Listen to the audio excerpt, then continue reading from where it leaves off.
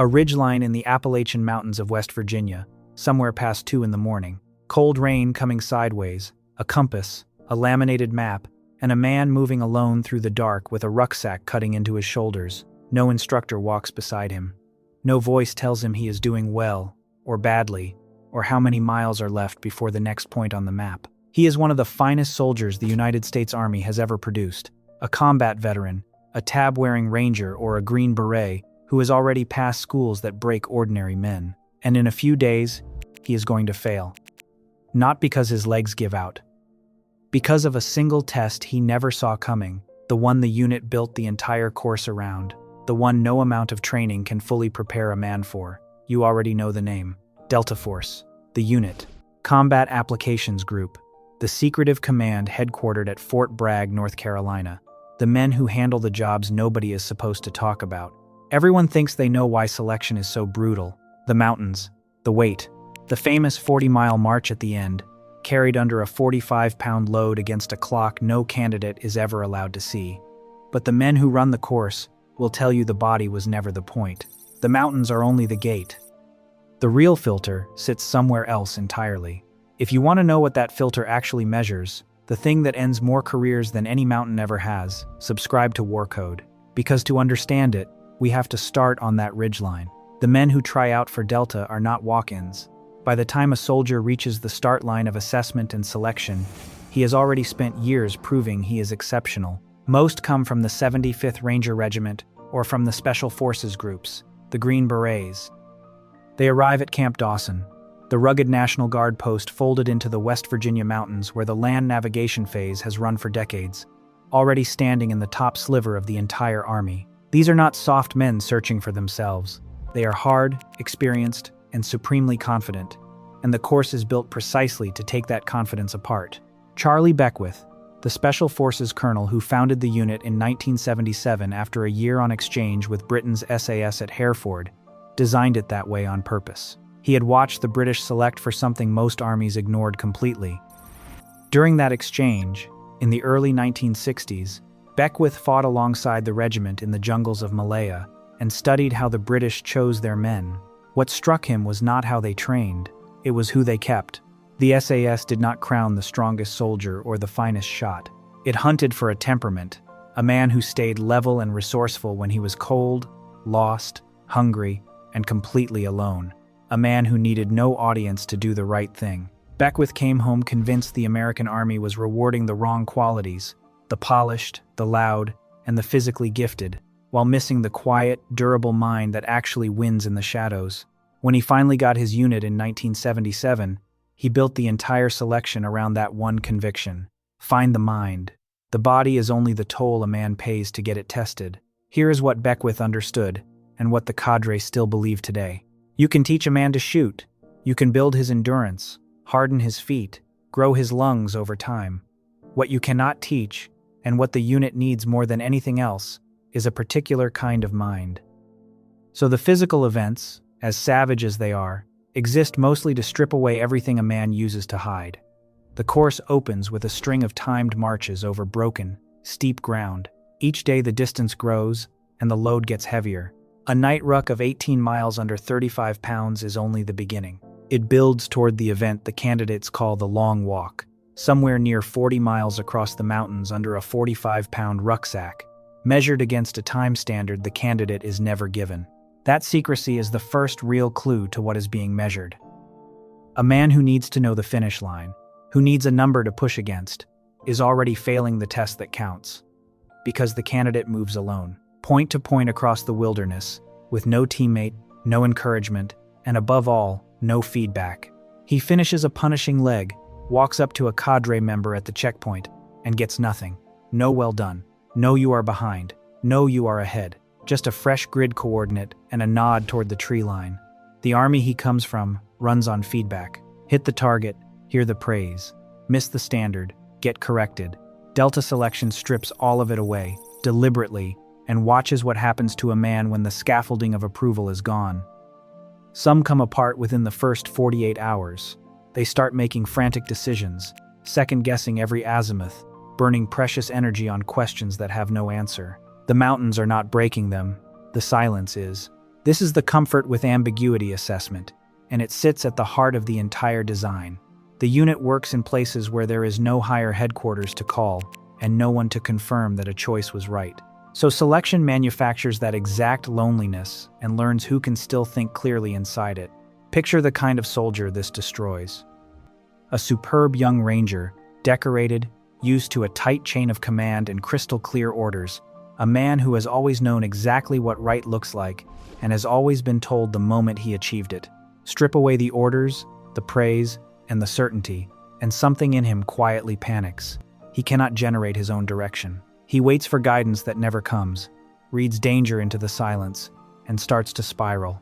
He is not a coward, and he is not weak. He is simply built for a different kind of soldiering, the kind with a structure wrapped around him. Delta has no use for that man, because the missions have no structure, and the cadre can spot the type within the first few days in the mountains.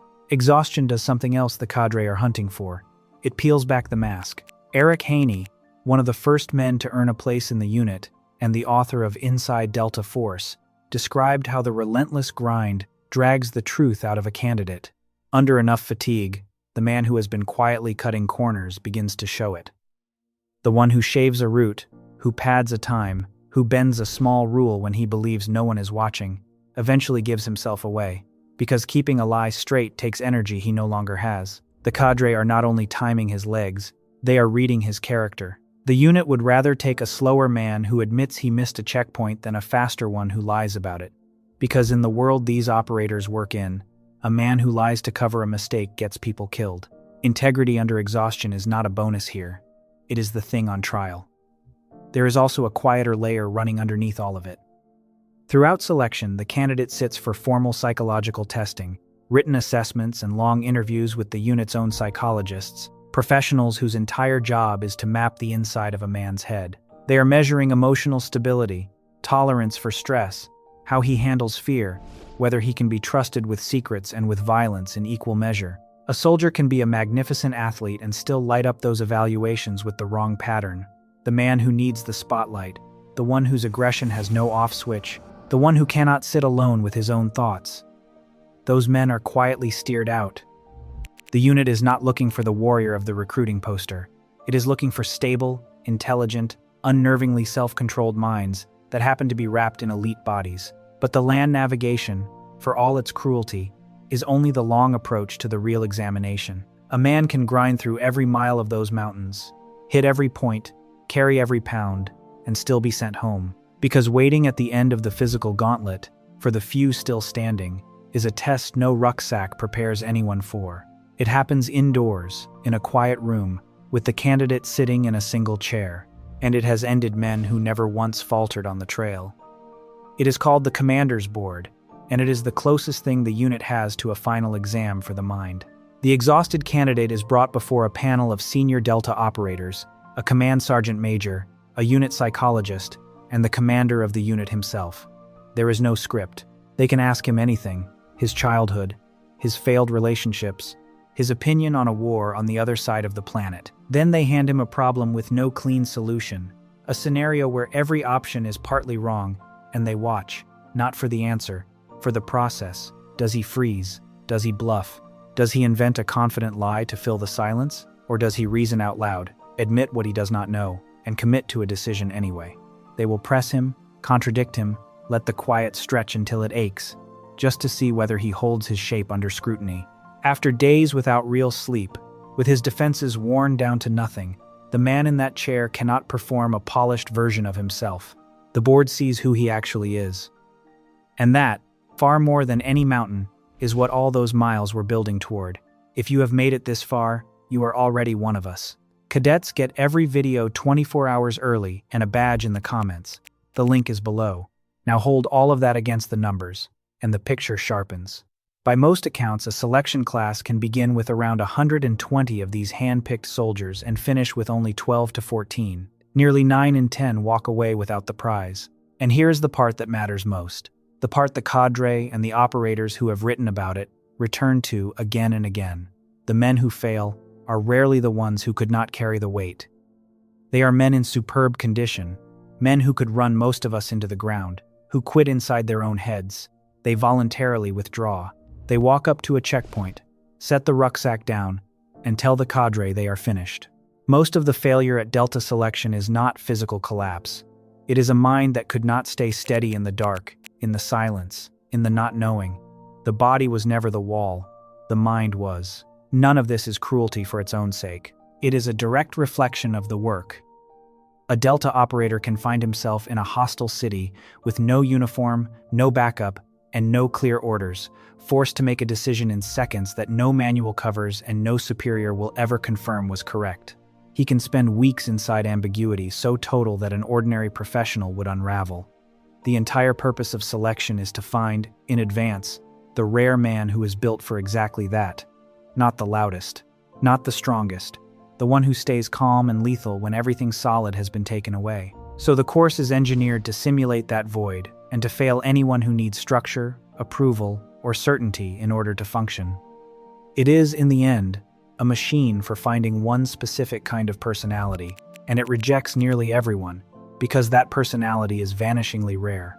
And when selection finally finds that man, it has found something money cannot buy, and training cannot manufacture. He is the quiet professional, the operator who can be dropped into chaos with no instructions, and walk out the far side with the job done and no story to tell. He does not need the spotlight, the reassurance, or the clean answer handed to him. He carries his own certainty inside him, built-in, unbreakable. That is the real product of this savage filter. That is why a class that starts with around 120 of the Army's best can pour out the bottom with only a dozen left standing, and why the unit guards that bar so fiercely. Lower the mental standard, and Delta stops being Delta. Decades after Beckwith stood the unit up on the model he carried home from England, the emphasis has not softened. The gear has changed, the missions have multiplied, the budget has grown past anything the founder pictured. But the central judgment has stayed exactly where he placed it. The unit still hunts for the mind first. It still runs men alone through the dark with no feedback.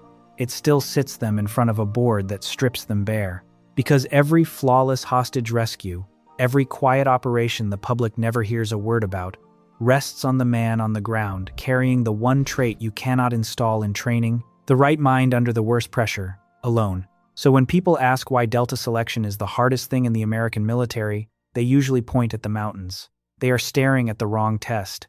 The mountains are just the question the body answers. The real exam is the one nobody can train for, the one that happens in the silence between checkpoints and in a quiet room with a board that will not blink. That is the standard.